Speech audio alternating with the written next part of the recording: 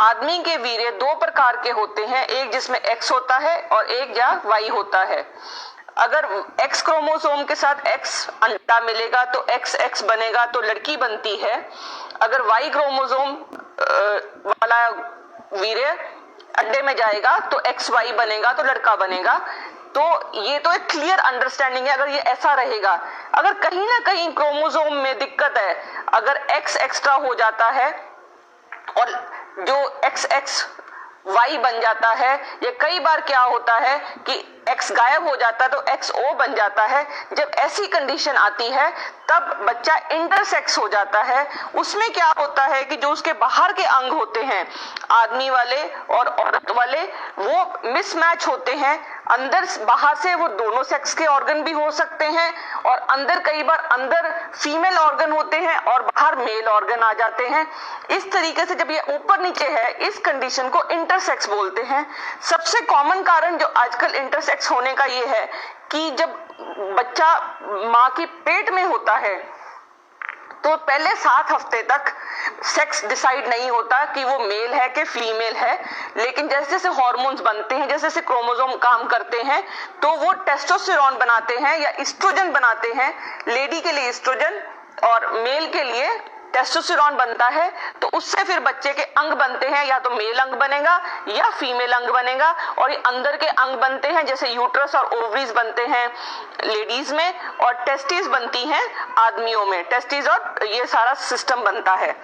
अगर इस दौरान कोई भी केमिकल मदर के बॉडी पे एक्ट करेगा जो इस सिस्टम को डिस्टर्ब करता है, जिसको हम कहते हैं EDC या एंडोक्राइन डिस्टरप्टिव केमिकल्स, तो वो इससे जो उनके हार्मोन्स हैं, जो जिनकी वजह से ये टेस्टिस और यूट्रस ओवरीज बनती हैं, वो उनमें चेंजेस आती हैं। वो चेंजेस उस बच्चे में पैदा होती हैं।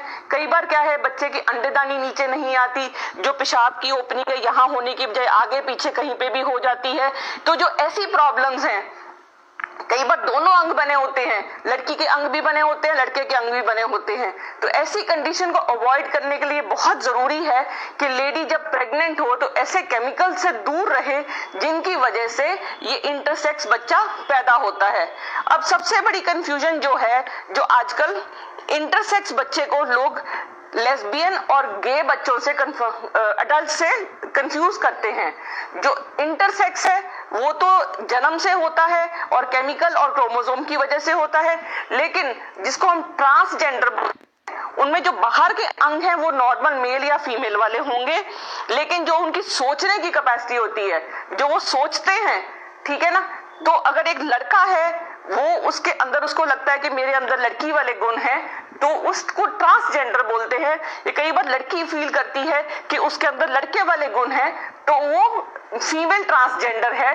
तो कई बार वो अपनी सर्जरीज भी कराते हैं। और कहीं अगर लड़का लड़के से प्यार करता है तो उसको गे बोलते हैं, लड़का लड़की लड़की से करती है उसको लेस्बियन बोलते हैं। अगर वो दोनों लड़का या लड़की से अपना दिमागी संबंध रखते हैं या सेक्सुअल संबंध रखते हैं, उनको बाइसेक्सुअल बोलते हैं, पर वो इंटरसेक्स से अलग होते हैं। ये वीडियो में मैं ये बताना चाहती हूँ कि हमारे बहुत सारे केमिकल्स हैं डे टू डे लाइफ में। ह्यूमंस ने, हम इंसानों ने 85,000 केमिकल्स बनाए हैं, लेकिन केवल 1000 ही केमिकल्स हैं जो उनको टेस्ट किया है, जो हमारी बॉडी पे असर कर रहे हैं। तो बहुत कॉमन वो केमिकल्स हैं जो हमारी डे टू डे लाइफ में, प्लास्टिक्स में मैक्सिमम वो केमिकल्स हैं जो इस प्रॉब्लम को दिन पर दिन बढ़ाते जाते हैं। और इस प्रॉब्लम को हमारी अवेयरनेस, खासकर जिन बॉटल्स में BPA है, और दूसरा थैलेट्स हैं, और तीसरा ब्रोमिनेटेड कंपाउंड्स हैं, ये तीनों कंपाउंड्स और लेड, ये 4 चीजें ऐसी हैं जिनको हम EDC बोलते हैं या एंडोक्राइन डिसरप्टिव केमिकल्स बोलते हैं। जो भी हमारे खाने पीने की चीजें हैं, टॉयज हैं, हमारे बर्तन हैं या हमारा खान पान है, अगर उनमें ये सब चीजें रहेंगी तो अगर हमारा जो ऑर्गेनोजेनेसिस है या जो जिससे हमारा बच्चे के अंग बनते हैं वो डैमेज होंगे। और अगर वो डैमेज होंगे तो जो एंडोक्राइन प्रॉब्लम्स हैं, जैसे PCOD हो गई, एम्बिगुअस जेनिटेलिया हो गया, क्लाइनफेल्टर सिंड्रोम हो गया, ये दिन पर दिन बढ़ते जाएंगे। तो ये बहुत जरूरी है कि हम इन केमिकल्स, पेस्टिसाइड से बचें और अपने बच्चों को सुरक्षित रखें। ज्यादा से ज्यादा ये इंफॉर्मेशन शेयर करिए एंड